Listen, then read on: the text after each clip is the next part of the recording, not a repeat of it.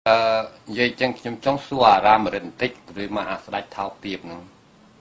ឥឡូវនេះអញឮសូអាស្ដេចថោកបំផុតហ្នឹងដែលជាប់ឆ្នោតហើយសុកចិត្តឲ្យមានស្អីណាអ្នកដឹកនាំក្បាល2គ្រប់ប្រទេសប៉ុន្តែអាណាមានផងមានតែមួយបាទធ្វើស្ដេចថោកទៀបឲ្យឈ្នះឆ្នោតទៅហើយហ្នឹង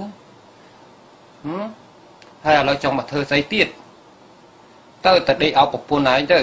ដូចមកអាស្ដេចភ្លើអាស្ដេចឡប់អាស្ដេចឈួតទាំងម៉ែទាំងឪហ្នឹងមិនចាំមកកើតគណៈបកទៀតទេដូចម៉ែវាថាស្ដេចឡប់ម៉ែមើលប្រទេសគេមើលផ្សេងមើលគេមានស្ដេចដូចស្ដេចអាឡប់ឯងហ៎ហើយឈប់ចូលមកទៀតក៏ដូចមកអាឡប់ឯងហើយឃើញប្រជាជនងាប់ដោយសារពួកឯងនឹងប្រមាណនេះតាំងពី93នឹងមករត់បហាហ្នឹងឯងរត់ចោលស្រុកមិនបាច់ចាំឯងចង់មកបង្កើតគណៈបកឯទៀតទេក៏ដូចមកអាឡប់ក៏ដូចមកអាភ្លើក៏ដូចមកអាស្ដេចឡប់អាស្ដេចឈួតអាស្ដេចចុយអំបាយចេះអាណាគ្រប់ស្ដេចឯង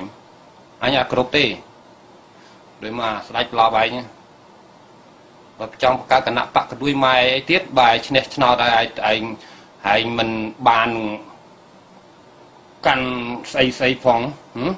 សិតពួកអាចោមសៀនទៅផ្ទះហើយវិញទៅហើយកើតនៅណាទៅនឹងវិញទៅដូចមកអាឡប់អាឈួតទាំងអស់ឲ្យពួកឯងគិតតែនាំគ្នារួបរួមគ្នាដេញយួនចេញពីស្រុកខ្មែរអត់ទេមកចង់មកធ្វើស្អីទៀតដូចមកអាចោមសៀនអាស្ដេចឡប់បាទអាមួយទៀតនៅក្នុងវាំងមិនដែលឃើញចេញក្បាលមកធ្វើដូចមិនដែលឃើញស្ដេចអាឡប់ណាចេះស្ដេចខ្មែរឡប់អូឈួតធ្វើ